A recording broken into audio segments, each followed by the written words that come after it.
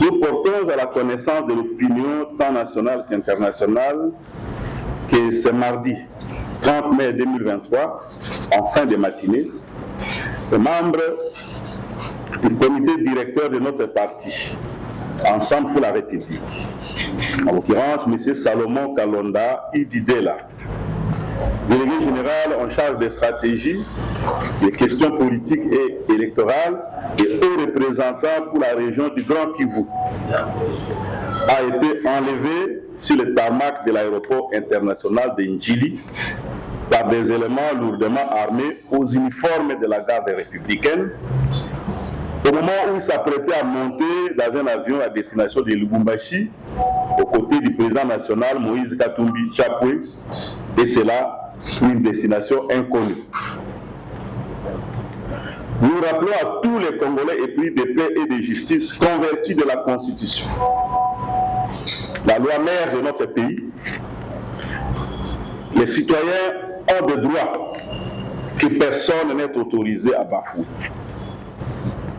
Nous soulignons que plusieurs actes de vexation et de violence sont dirigés contre notre parti Ensemble pour la République sans qu'aucune justification légale les permette, des actes qui témoignent de la mauvaise foi des autorités en place.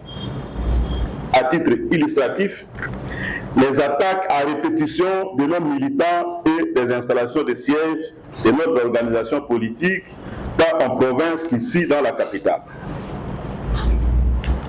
Le refus en date du 7 février 2023 d'autoriser le survol et l'atterrissage de l'avion du président Moïse Katumbi en partance pour Moba. Le 17 février 2023, des brigands inféodés au pouvoir, munis d'armes blanches, ont attaqué les militants et cadres de notre organisation politique lors de l'enrôlement à Kindu de M. Salomon Idi Kalonda Dela, au cadre de notre parti, causant mort d'hommes et une centaine de blessés graves.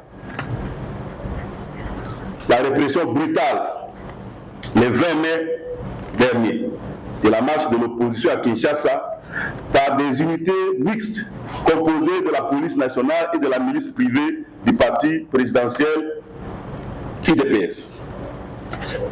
L'interdiction abusive d'un sit-in devant la CENI le 25 mai dernier.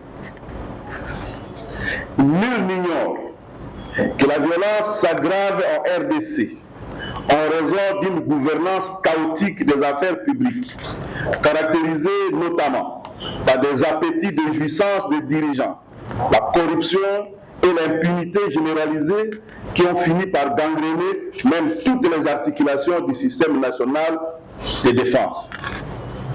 Et les dirigeants du pays semblent vouloir poursuivre leur occupation du pouvoir d'État par la fraude, l'arbitraire et la diffusion de la peur par la violence organisée. Même sur le tarmac du plus prestigieux aéroport de la capitale, nos propres forces de sécurité devenant source d'insécurité, la RDC va à la dérive et au chaos.